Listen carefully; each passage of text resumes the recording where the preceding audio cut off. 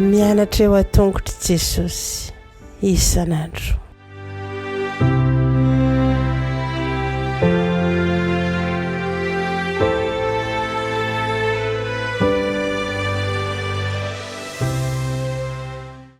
Faly miarabantsika tsirairay avy indray amin'ity fotoana manokana ianarantsika ny lesona ho an'ny lehibe ity.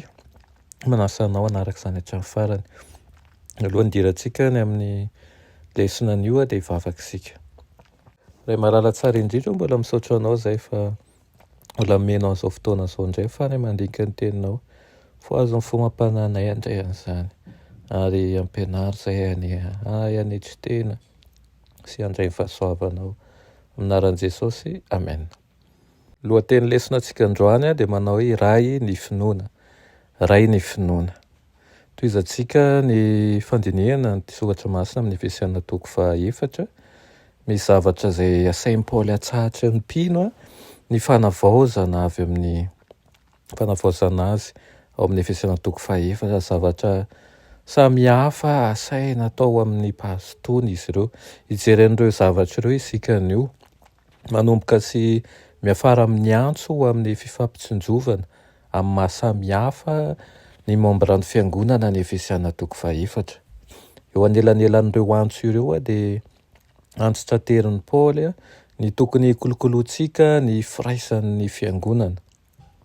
Atombony amin'ny fitansanany reto iray fito ireto izany izy hoe iray ny tena, iray ny fanahy, fanantenana anankiray koa izy, iray ny tompo, iray ny finoana, iray ny batisy, iray Andriamanitra.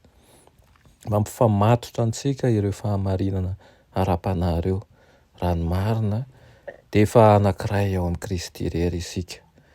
Na efa azo antoka azy io firaisana io ara-teolojia dia mitaky asa mafy avy amintsika kosa izany. Koa tokony mazoto mitana ny firaisana avy amin'ny fanahy mandrakariva izany isika. Anisan'ny fomba iray ahavitatsika an'izany ny fandraisantsika anjara mahavitsika amin'ny ratsambatan'i Kristy antsika.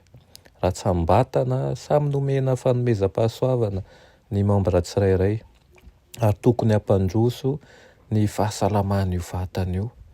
Tokony handray tombontsoa ny rehetra avy amin'ny asan'ny apôstôly, ny mpaminany, ny evanjelista, ny mpiandry ary ny mpampianatra. Mampiray tahaka ny asan'ny Roinofo sy Ozabe, ny asan'ireo manampy antsika amin'ny fiaraha-mitombo io amin'ny Kristy izay lohantsika.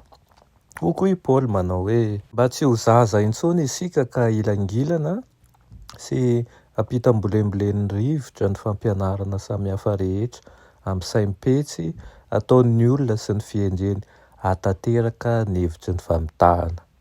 Maneho zavatra izany fa niatrika olana avy ao anatiny isika avy amin'ny saim-petsy ataon'ny olona voalohany ny fiangonana. Izao lazain'i Paoly ao am-pamaranana ny antsony.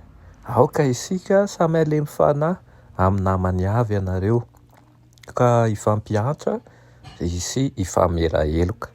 Izany hoe asaina miala amin'ny hamafisampony fahiny ny mpino izany. Ianao izany, izaho anatin'izany mba amin'ny fahatezerana sy ny teny izay enjany.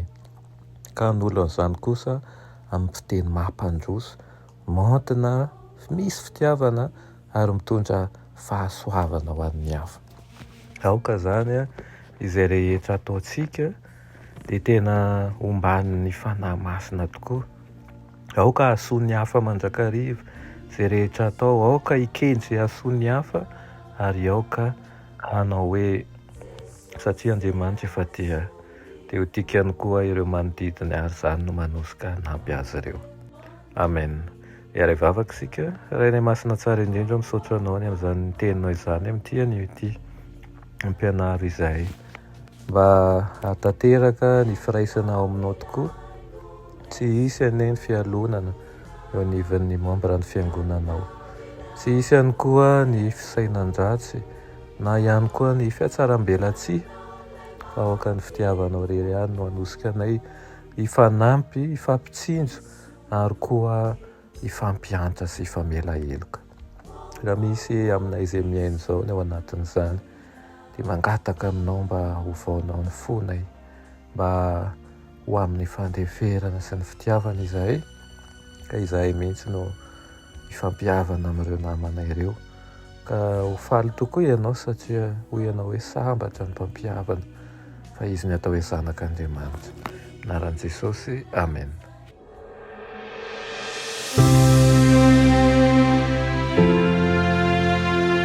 Mianatra eo an-tongotry Jesosy isan'andro.